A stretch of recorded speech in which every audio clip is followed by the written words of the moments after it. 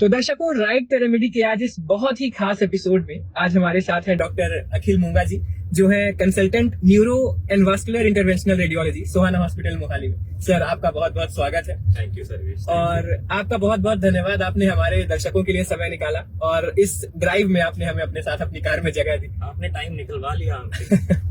बिल्कुल सर, वो तो हमारा फर्ज था। तो हम आपको एक इंटरवेंशनल रेडियोलॉजिस्ट के तौर पर, एक डॉक्टर के तौर पर आपकी लाइफ को जानते हैं। आप मंडे टू सैटरडे 9 to 6 हमेशा पेशेंट्स के लिए तत्पर रहते हैं, उनकी सेवा में रहते हैं, उन्हें अपनी सर्विसेज देते रहते हैं, उनकी प्रॉब्लम सुनते हैं, ट्रीट करते हैं। पर आज इस प्रोग्राम में हम आपकी लाइफ के बाकी एस्पेक्ट्स के बारे में जानने में ज्यादा इंटरेस्टेड होंगे। तो आपका ज्यादा समय न लेते हुए मैं सीधे अपने सवाल पर आऊंगा कि हॉस्पिटल के बाहर डॉक्टर अखिल मूंगा की नॉर्मल लाइफ, एक नॉर्मल डे रूटीन कैसा दिखता है? देखिए, I mean I am now having a small kid at home. Normally in the morning we get up and we get ready, उसको ready करते हैं, उसके साथ खेलते हैं थोड़ा 1-1.5 घंटा. Then we get ready for work. My wife also is a doctor. She's a nephrologist. She goes to her workplace by 6-5. The entire day we spend अपना घर में hospital में लगाने के बाद 6 बजे I reach home mostly. And तब फिर again the kid is there, थोड़ा सा टाइम हम अपने लिए उस टाइम जरूर निकालते हैं, आधा पौना घंटा, वेयर मैं अपनी वाइफ के साथ बातें करता हूँ, दिन अपना डिस्कस करते हैं। We spend some time with our son again, तो 2-3 घंटे उसके साथ निकलते हैं। We try to go for a walk, जब जिस दिन हमें एटलीस्ट मिल सके for half an hour. So that is our me time और अस टाइम, जब हम थोड़ी सी बात वगैरह कर पाते हैं। फिर dinner we study a little, because देखिए इवन इफ दो वी बहुत देर से हमने सारी पढ़ाई की है, बट हर दिन कुछ नया चैलेंज मिलता है। बिल्कुल। तो बच्चे को सुलाने वगैरह के बाद आधा पौना घंटा हम अपना थोड़ा बहुत पढ़ाई करते हैं, कुछ टीवी देखते हैं। एंड आजकल तो बिल्कुल ही पता ही नहीं चलता कि टाइम कहाँ निकल गया। ये है कि वीकेंड में भी then we try to travel a little, जितना हो सके। आई बिलोंग टू अम्बाला, तो मैं पेरेंट्स को मिलने जाता हूँ अम्बाला, एंड थोड़ा बहुत हम रास्ते में उस दिन एंजॉय करते हैं, घूमने जाते हैं आसपास। तो इस तरह से टाइम निकलता है। तो डॉक्टर अखिल मूंगा, apart from being a doctor, is a very good family man, I must say. तो आपने वीकेंड्स में ट्रेवल्स की बात की। सर, आपकी favourite weekend get away destination कौन सी होगी, माउंटेन्स या बीचेस? नहीं, वीकेंड अभी मैं अम्बाला से बिलोंग करता हूँ, मैं इसी एरिया में रहा हूँ। हमारे लिए माउंटेन्स ही गेट अवे हैं। बीचेस तो there once in a while कभी हम जाते हैं, तो mountains is what we like to do. तो मेरा अगला सवाल होगा आपसे कि आप एक इंटरवेंशनल रेडियोलॉजिस्ट हैं सर। तो कई बार जो आम जनता होती है, उन्हें एक रेडियोलॉजिस्ट और एक इंटरवेंशनल रेडियोलॉजिस्ट के बीच में फर्क पता नहीं चलता है। तो क्या आपके साथ भी कभी ऐसा हुआ है कि आपको समझाना पड़ा हो किसी को कि I am not just a radiologist, I am an interventional radiologist? और अगर आपके साथ ऐसा हुआ है तो आज हमारे दर्शकों को आप वंस एंड फॉर ऑल आज बता दीजिए कि आखिर इन दोनों में डिफरेंस क्या होता है। एक्चुअली बहुत मेजर डिफरेंस है, एंड ये जो आप बता रहे हैं बहुत ही कॉमन चीज है। बिकॉज रेडियोलॉजी एक ऐसा वर्ड है जो हर कोई जानता है कि CT scan, MRI, x ray, ultrasound को देख के टेस्ट कराने वाली बात है। तो कई बार जब पेशेंट ट्रीटमेंट कराने हमारे पास आता है और उसको लगता है कि रेडियोलॉजिस्ट है, थोड़ा सा कई बार कंफ्यूजन उनके मन में आती है। इवन मेरे घर पे मतलब जो रिलेटिव्स हैं उनको समझा पाना कि मैं प्रोसीजर्स करता हूँ पर मेरे नाम में, कंसल्टेंसी के नाम में रेडियोलॉजी आता है, तो लोग कंफ्यूज हो जाते हैं। बेसिकली इंटरवेंशन रेडियोलॉजी का बहुत मिनिमल इनिशियल सिर्फ रिलेशन है रेडियोलॉजी के साथ, कि जो हम ट्रीटमेंट्स करते हैं वो ट्रीटमेंट सारे रेडियोलॉजिकल टूल्स को यूज करके किया जाता है। तो हम कट सीरा नहीं देते, सारी चीजें एंजियोग्राफी से होती है, एक्सरे में होती है, अल्ट्रासाउंड में होती है। तो that initial training is important, ताकि हम जो प्रोसीजर्स करना चाहते हैं, अगर मैं कुछ बिना पेट को खोले करना चाहता हूँ, बिना ब्रेन को खोले करना चाहता हूँ, तो मुझे वहां तक पहुंचना तो पड़ेगा किसी तरीके से। तो वही चीज हम जब रेडियोलॉजी के माध्यम से करते हैं, तो that part is where intervention radiologist में रेडियोलॉजिस्ट आता है। ठीक है। बट मोटा मोटा जो हमारा सारा काम है, it is more like any surgeon की, जहां हमें प्रोसीजर करना है, डिजीज देखनी है, तो उसके लक्षण समझने हैं, उसकी बेस्ट ट्रीटमेंट देनी है, और ऐसी देनी है जिससे पेशेंट को लॉन्ग टर्म रिकवरी ना देनी पड़े। स्पेशली जो लोग मेजर सर्जरी से डरते हैं, उनके लिए एक बहुत ज्यादा अच्छा स्कोप मिलता है। तो it is primarily a treating branch, not a diagnostic branch. दो तरह की ब्रांचेस होती हैं मेडिसिन में। एक डायग्नोस्टिक जैसे पैथोलॉजी है कि वो ढूंढते हैं कि दिक्कत क्या है, वो ट्रीटमेंट नहीं करते आगे ज्यादा। उसके अलावा माइक्रोबायोलॉजी है, अनाटमी है, ये सब ऐसी चीजें हैं जहाँ पे आप डिस्कस करते हैं कोई चीज को। बायोकेमिस्ट्री है, उसके अंदर टेस्ट होते हैं। रेडियोलॉजी है, इसमें टेस्ट होते हैं, पर ये डायरेक्ट ट्रीटमेंट में इन्वॉल्व नहीं होते। ठीक है। तो उस वजह से थोड़ी सी प्रॉब्लम आती है कि दुनिया को लगता है कि शायद आप रेडियोलॉजिस्ट हैं, तो वो जो एक एस्पेक्ट है लोगों के मन में, उसमें इंटरवेंशनल वर्ड जो है वो, क्योंकि ये ब्रांच रिसेंट है 10 साल से, तो वी हैव टू एम्फसाइज की इंटरवेंशन मीन्स की we are doing a procedure और we are doing a treatment for the patient. And इसीलिए बहुत बड़ा डिफरेंस है जो माइंडसेट है आपका। You cannot have a radiology mindset if you are practicing intervention radiology. ठीक। तो आपने बहुत ही अच्छी तरीके से समझाया सर, और मुझे लगता है कि हमारे दर्शकों को अब इसके बाद कोई डाउट नहीं रह जाएगा कि एक इंटरवेंशनल रेडियोलॉजिस्ट कैसे एक आम रेडियोलॉजिस्ट से अलग होता है और उनके काम कैसे अलग होते हैं। अब मैं कुछ क्विक क्वेश्चंस आपसे पूछूंगा। मैं आपको 2 ऑप्शंस दूंगा सर, और आपको उनमें से कोई एक ऑप्शन चूज करना है। चाय और कॉफी? Always coffee. चाय क्यों नहीं सर? शुरू से ही मुझे कॉफी की आदत है। हॉस्पिटल टाइम में फर्स्ट टाइम, पहले हम बच्चों को हमेशा मना करते हैं ना कि चाय कॉफी नहीं पीनी है, तो चाय कॉफी नहीं पिया। कॉलेज में जब आप जाते हो, हमारे वहाँ एक नेस्कैफे था, तो शुरू से ऐसा हुआ कि उस नेस्कैफे से कॉफी पीनी शुरू की। तो once you become one side, लोग या तो कॉफी लवर होते हैं या चाय लवर। ऑफकोर्स मैं मना नहीं करता हूँ, बट अगर कोई मुझे एक बार से पूछे तो first thing that comes out of mind is coffee. And उसमें भी if I can get cold coffee then that is what I like more. Okay. Hostel की बात आपने की सर, तो हम सभी हॉस्टल्स में केटल्स में मैगी बनाते हैं, वो अपने आप में सभी का एक बहुत ही विविड मेमोरी रहती है। तो हॉस्टल वाली मैगी या माँ के हाथ का खाना? नहीं, बट देखिए मैगी भी तो पहली बार माँ नहीं खिलाई। तो माँ के हाथ का खाना will always trump, so may be माँ के हाथ की मैगी। अच्छा ठीक है, this is a nice option. Instagram scroller या फिर एक bookworm? For a certain time, बीच में 2-3 साल get become an Instagram scroller. Okay. But with time you realize कि आप अपना काफी टाइम वेस्ट कर रहे हैं। एंड मैं पहले हमेशा से, जैसे आपने देखा होगा कि when we study we are used to lot of books. पहले मुझे बहुत शौक था। In between, because of this fast life, everybody got hooked to Instagram. But now I am making a very genuine effort to stay away from Instagram as much as possible.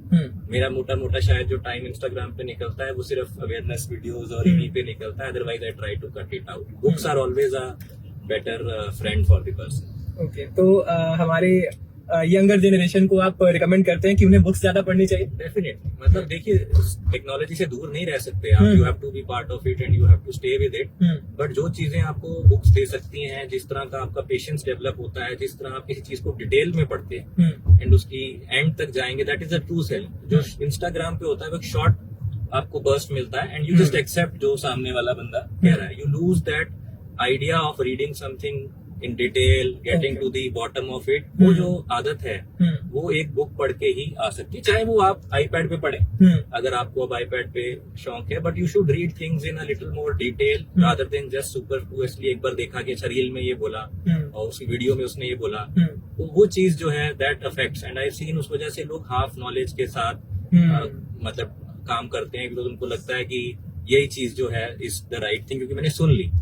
So you have to look at the credibility. And book लिखने के लिए बंदे को एक certain amount of time देना पड़ता है उस चीज को, एंड एक डिटेल होती है which you can then use.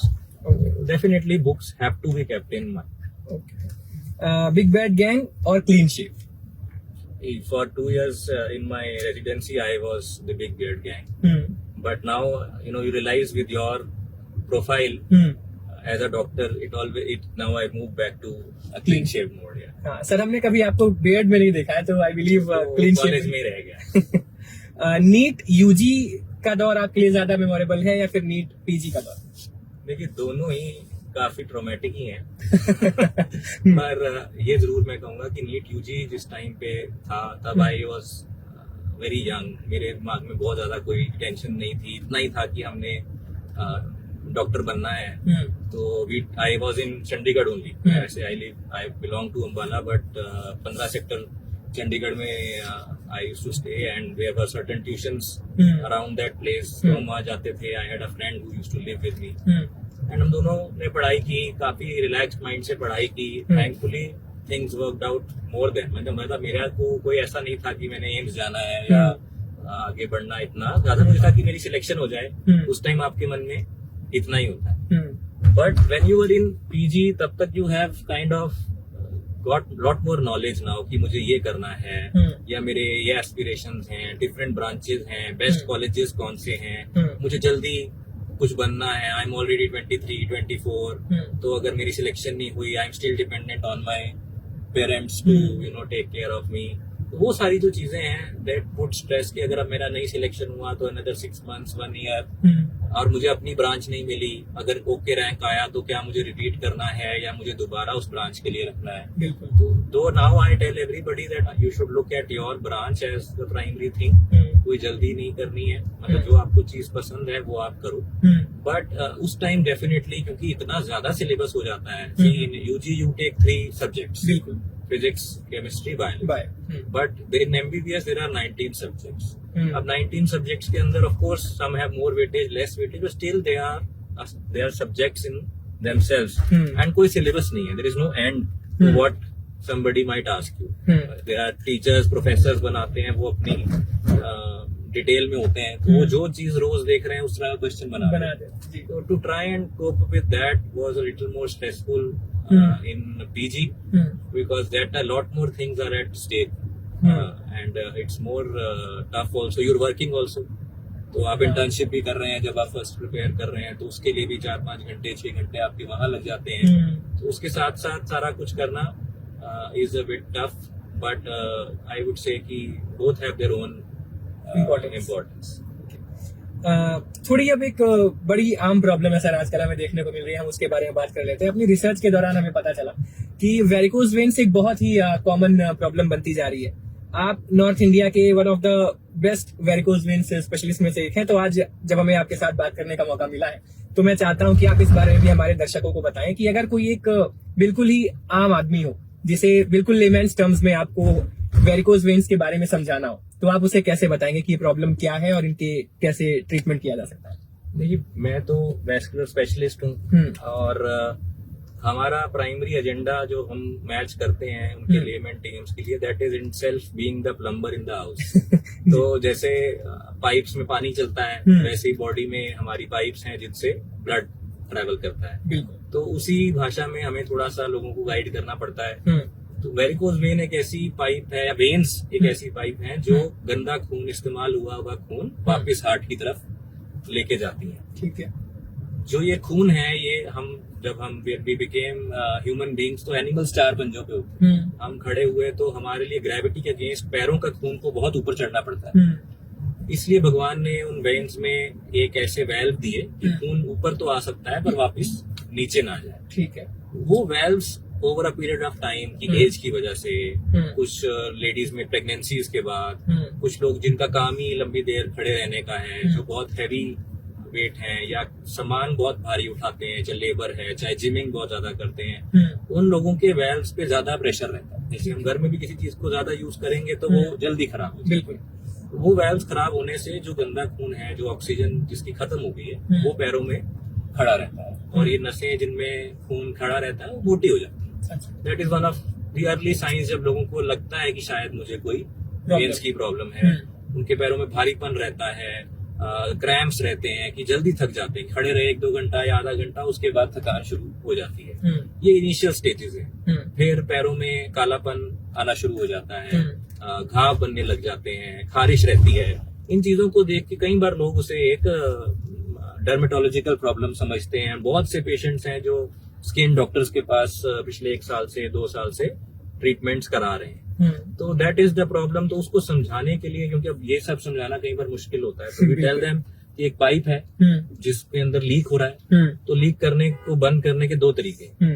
या तो मैं उसको टेम्पररीली एक बारी के लिए किसी तरह कपड़ा बांध दूं, कुछ लगा दूं, एंड दैट इज जो स्टॉकिंग्स हम उनको देते हैं कि आप स्टॉकिंग्स पहनिए, ऊपर से आपने एक कपड़ा लगा दिया और इससे अब काम चल जाएगा। द अदर थिंग इज कि अब उसको पक्का करना है तो आपको कोई एमसील लगानी है या पाइप बदलनी है, पाइप को बंद करना पड़ेगा। वो हम लेजर एब्लेशन या वीना सील में करते हैं कि उसका पक्का इलाज तो यही है कि इस नस को या तो मैं रिपेयर करूं या मैं इसको बंद कर दूं। ये ऐसी नसें होती हैं पैर की जिनको इतना इम्पोर्टेंट नहीं है कि बचाना, तो हम उनको बंद ही कर देते हैं। अच्छा। तो देयर आर अदर वेन्स जो पार्टिसिपेट कर रही हैं, जिनके लिए खून का रास्ता बना हुआ है, तो वो चलती रहेंगी, हमें सिर्फ वो लीकेज बंद करनी है, तो हम उसको बंद कर देते हैं। इस तरह से लोगों को थोड़ा हम समझाते हैं। तो कई बार लोग कहते हैं सर दवाई का कोई मेथड है करने का, तो मैं वही बोलता हूँ कि घर में अगर आपको इस तरह पाइप लीकेज है तो हम क्या कर सकते हैं, हमें उसको करना ही पड़ेगा। मैकेनिकल प्रॉब्लम है, मैकेनिकली सोल्यूशन है। सर आपने वेरिकोज वेन्स के बारे में तो बता दिया, काफी अच्छे तरीके से आपने समझाया।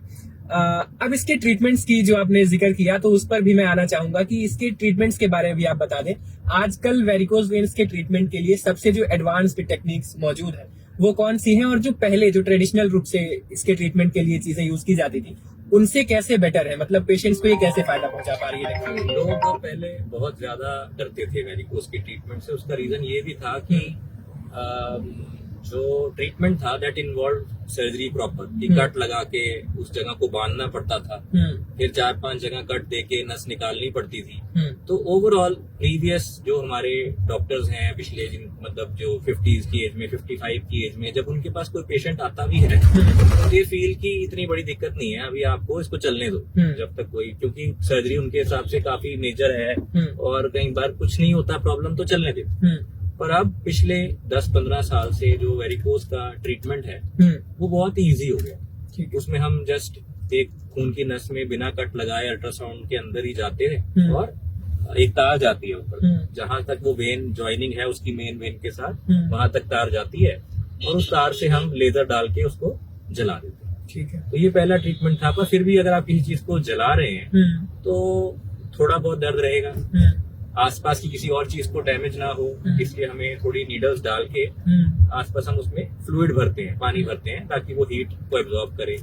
तीसरा, लेजर में आप किसी चीज को चिपका रहे हैं, मतलब सिर्फ जला रहे हैं तो चिपकती नहीं है, चिपकने में उसको 2-3 महीने प्रॉपरली लगते हैं। तो एक टाइम गैप रह जाता है लेजर में कि 2-3 महीने आपको स्टॉकिंग्स पहननी है। जो हम एक बीच का टेम्पररी काम है वो भी करना पड़ेगा 2-3 महीने के लिए, और कुछ लोग उसके साथ बिल्कुल खुश नहीं है, बिल्कुल स्टॉकिंग्स पहनना पसंद नहीं। तो इस वजह से we got an even better technique अब, जिसमें हम जिसे विनासील बोलते हैं। अब सेम वे ट्यूब जाती है ऊपर, पर हम कुछ जलाते नहीं है, कोई हमें स्टॉकिंग्स डालने की जरूरत नहीं है, कोई नीडल्स डाल के पानी भरने की जरूरत नहीं है, बिकॉज इट इज लाइक, आप समझ लो इन लेमन टर्म, एक फेविकॉल आ गई है हमारे पास और उस फेविकॉल से हमने नस को बंद कर दिया। अगर वो बंद कर दिया, वो साथ के साथ चिपक गई है, लॉन्ग टर्म में हमें कोई स्टॉकिंग्स डालने की जरूरत नहीं है, कोई नीडल्स प्रिजर्व डालने की जरूरत नहीं जिससे हम पानी भरें, आसपास की नर्व्स आर्टरीज को बचाने की कोई जरूरत नहीं है। And immediately next day there is no pain, क्योंकि आपने बर्न नहीं किया, कोई इंजरी नहीं गई। लेजर में आप जला रहे हैं तो थोड़ा सा तो इंजरी आप कहीं ना कहीं इंड्यूस करते हैं, और जहां भी इंजरी होगी वो हफ्ता 10 दिन तंग तो करेगी। तो इस वजह से ये सारी चीजें विनासील के अंदर प्रॉब्लम नहीं करते।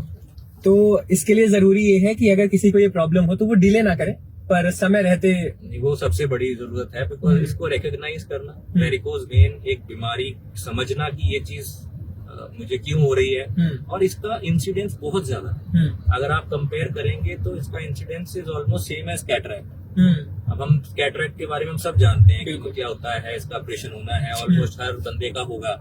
Of course degree of varicose vein can vary, हर किसी को शायद उतनी जरूरत ना हो, बट बहुत से लोग हैं जो थकान परेशानी सोच के उनको लगता है कि मे बी मसल प्रॉब्लम है, एज हो गई है, जॉइंट्स इशू है, बैक इशू है।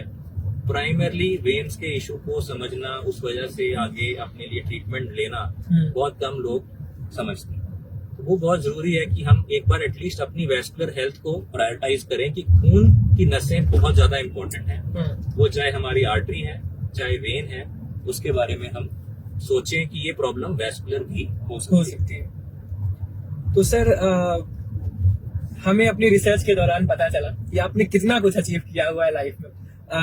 अपने कॉलेज के दिनों में आप एम्स दिल्ली में आपने समय बिताया और वहां से आपने चीजें सीखी, मतलब मेडिकल फील्ड के लिए इंडिया का वन ऑफ द बेस्ट मैं कहूँ या फिर द बेस्ट इंस्टीट्यूट में से एक है वो। और नीट पीजी में आपकी ऑल इंडिया रैंक 12 थी, नीट यूजी में आपकी ऑल इंडिया रैंक 14 थी, और IIM भी आप गए हुए। इनमें से कोई एक भी कर लेना काफी सारे लोगों का सपना होता है। आपने ये सब अचीव तो किया ही, तो आजकल मैं देखता हूँ कि जो बच्चे होते हैं, मेडिकल के एस्पिरेंट्स होते हैं, वो काफी ज्यादा प्रेशर में रहते हैं अपने नीट एग्जाम्स को लेके, या फिर जो एमबीबीएस प्रैक्टिस भी कर रहे हैं वो अपने पीजी के एग्जाम्स को लेके काफी ज्यादा प्रेशर में रहते हैं। तो आप अपने एक्सपीरियंस के बेसिस पे इन सभी लोगों को क्या मैसेज देना चाहें? आई थिंक मैंने अपार्ट फ्रॉम जब अपना टाइम तो था ही, उसके बाद भी काफी देर एजुकेशन में मैं रहा हूँ, even with Cerebellum, with Allen, और मैंने बुक्स लिखी हैं, तो मैं I have met a lot of the students. तो सबसे बड़ी प्रॉब्लम मुझे लगती है वो कि दे आर वेरी कंफ्यूज्ड। इतना सारा मटेरियल है इन दी सिस्टम कि उनको लगता है मैंने ये नहीं पढ़ा, मेरा दोस्त वो पढ़ रहा है, या उसने वो वाली ऐप खरीद ली, मैंने ये वाली ऐप खरीद ली, मैं उसके साथ बैठ के पढ़ूंगा तो मुझे शायद फायदा होगा, मैं इसको नहीं बताऊंगा तो शायद वो मुझे फायदा करेगी। जो सबसे इम्पोर्टेंट चीज है दैट इज कि आप अपना एक चीज डिफाइन करें, उसको पहले पढ़ें 6-7 महीने में, फिर उसकी रिवीजन करें सेकंड टाइम, फिर उसी सामान को थर्ड टाइम रिवाइज करें। अगर आप सेम मटेरियल, वो किसी का भी देखिए, आप टॉपर का स्कोर देखेंगे, अब तो चलो नीट यूजी में बीच में फुल मार्क्स आने लग गए थे, बट पीजी में कभी भी मार्क्स फुल नहीं आते। 60-70% वाला बंदा टॉप करता है। अच्छा। तो डेफिनेटली हर सवाल किसी को भी नहीं आता, पर जितना आपने पढ़ा है उससे आप गलत ना करें, वो आपको याद आ जाए। ये सबसे ज्यादा इम्पोर्टेंट है कि आप स्टिक करें एंड कम से कम 2 या 3 रिविजन्स करें, और बेकार की जो, जैसे आपने कहा इंस्टाग्राम है या फेसबुक है, इन सब चीजों से थोड़ा सा आप डिस्टेंस मेंटेन करें इनिशियली। ठीक है, व्हेन यू गेट सिलेक्टेड आप सब कुछ कीजिए, बट उस 6 महीने 1 साल के लिए अगर you can take out the time and focus on one fixed material, कि चलो ठीक है, मैं एक एक्स ट्यूशन सेंटर पे जाता था, मुझे वहां से ये पढ़ाया गया, डोंट थिंक कि वो दूसरा 2% क्या कर रहा है। If you can focus for 9 to 10 months, you will definitely get a good college and a good branch. तो टेंशन तभी होती है जब आप इधर से उधर सोचते हैं। अगर आपका प्रोसेस क्लियर है, आपके माइंडसेट क्लियर है, उसको फोकस करें, उसके ऊपर चले। एंड मैं बहुत कम लोगों को ऐसा जानता हूँ, मैंने उनको भी देखा है जिनका रैंक 5,000 था, 10,000 था, and realise when they talk to us and they decided कि हम इस चीज को फॉलो करेंगे, then they were able to get a very good rank. So even 9,000 10,000 rank वाले को मैंने 150 रैंक लेते हुए देखा है, just by the change of their mindset. तो वो बहुत जरूरी है कि जो आपका फोकस है वो सही रहे, आप स्ट्रेस कम लें। ये मत सोचें कि 10 महीने बाद मेरा एग्जाम है, मेरा क्या सिलेक्शन होगा। मैंने 15 दिन एक सब्जेक्ट के लिए डिसाइड किया, मेरा वो खत्म होता है कि नहीं होता, that should be your focus. अगर आप उस शॉर्ट टारगेट्स के साथ चलेंगे, 6 months का प्लान, देन नेक्स्ट 2 months का प्लान, देन 1 month का प्लान, तो that will be very very useful. तो बाकी लोग या बाकी कोचिंग सेंटर्स क्या कर रहे हैं, आपके पीयर्स क्या कर रहे हैं, उस पर ज्यादा ध्यान देने के बजाय आप अपने शॉर्ट टर्म गोल्स बनाएं और उस पर अपनी प्रोसेस पर फोकस करें। तो full 1 year plan, then short term plan, one thing you stick to it. वो अगर आपको अच्छे से आता है तो एक आधा क्वेश्चन बाहर से भी आएगा, 10 क्वेश्चन बाहर से भी आएंगे, हमें उस पर नहीं फोकस करना। जो 160 क्वेश्चंस आपकी उसमें से आए हैं, can you get 150 correct out of those, उस पे आप फोकस करें। जी सर, हमें पता चला कि आप की फैमिली का भी एक बहुत ही अच्छा मेडिकल बैकग्राउंड रहा है, और आपकी अचीवमेंट्स के बारे में भी हमने बातें की। तो बचपन आपका कैसा था? Were you a studious kid, या फिर आप भी शैतानियां करते थे, या फिर एक बिल्कुल आइडियल बच्चे थे जिसके बारे में मम्मी पापा को बिल्कुल उस टाइम पे बचपन में ही प्राउड हो गया कि ये बहुत अच्छा बच्चा है? नहीं, ऐसा भी, मतलब द बिगेस्ट थिंग वाज कि I used to love sports. मुझे खेलने का बहुत शौक था, चाहे वो क्रिकेट हो, बास्केटबॉल हो, बैडमिंटन हो, स्केटिंग हो, all of the sports I used to love. हाँ, ये है कि एग्जाम आते थे तो 10-15 दिन मैं पढ़ लेता था। अच्छा। उससे घर वालों का काम चल जाता था कि finally they were only bothered कि बच्चा ठीक परफॉर्म कर रहा है, अपने एग्जाम्स के टाइम पढ़ लेता है। तो ड्यूरिंग दैट टाइम इसी तरह किया, but I used to love playing also, and school का काम टाइम से कर लेते थे, या ये सब चीजें हम कर लेते थे कि स्कूल में कुछ मिला है तो उसको टाइमली फिनिश कर दिया। जब एग्जाम्स हैं तो 10-15 दिन पढ़ लिए, कोई बेकार का बहुत ज्यादा इधर घूमना फिरना नहीं। But my parents were doctors.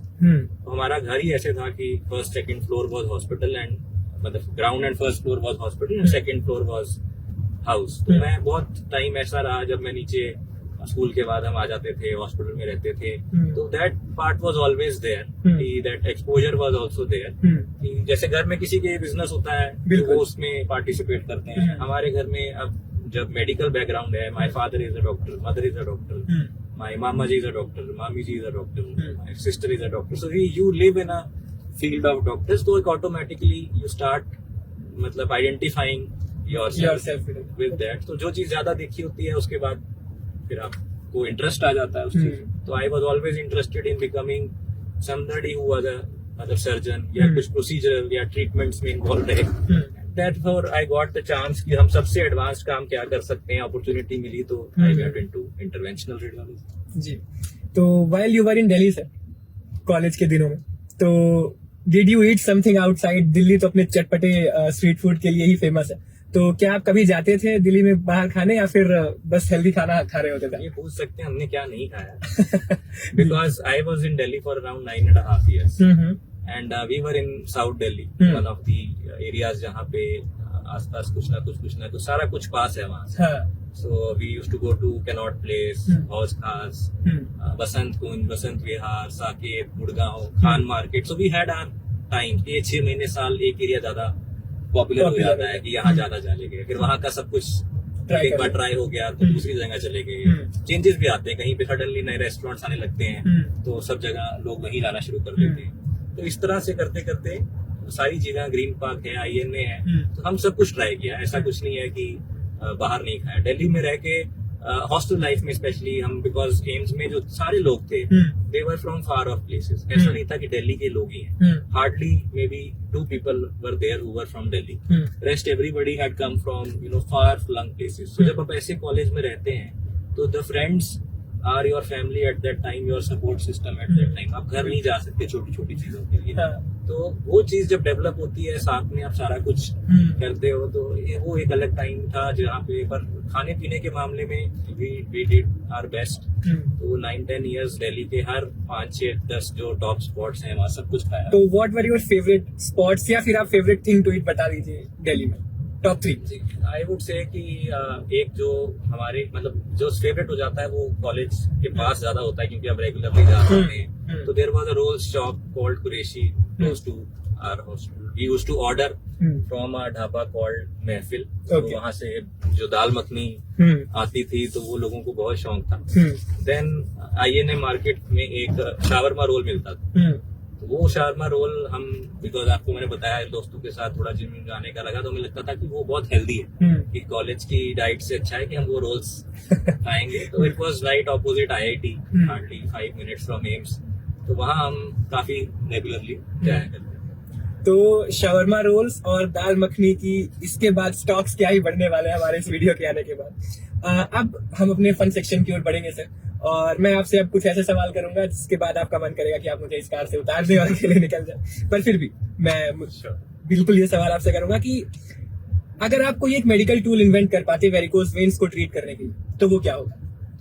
देखिए, जैसे मैंने आपको बताया, जो वीना सील अभी हमने बनाया है, मैंने तो नहीं बनाया, मतलब जो बना है that is one of the perfect tools for it. Because हम भी सोचते हैं कि जो चीज लीक कर रही है उसको बंद करना है। घर पे हम MCL को सबसे सिंपल समझते हैं कि कुछ भी नहीं करना, ठीक हो जाएगा। So VenaSeal is a very very good ideal kind of thing. अगर मैं सोचूं अगर मैंने बनाना होता आज और ये ना होता तो हम जरूर ऐसा कुछ इन्वेंट करते। अगला सवाल मेरा सर, अगर हमारे शरीर के अलग अलग ऑर्गन्स होते हैं, वो अलग अलग काम करते हैं हमें रोज स्वस्थ रखने के लिए, हमारी डेली एक्टिविटीज को परफॉर्म करने में हेल्प करने के लिए। तो अगर आप एक दिन के लिए अपने बॉडी का कोई ऑर्गन बन पाए, उसकी तरह सोच पाए, तो वो कौन सा ऑर्गन होगा? सोचने की तो बात नहीं है। मैं I would want to be a kidney.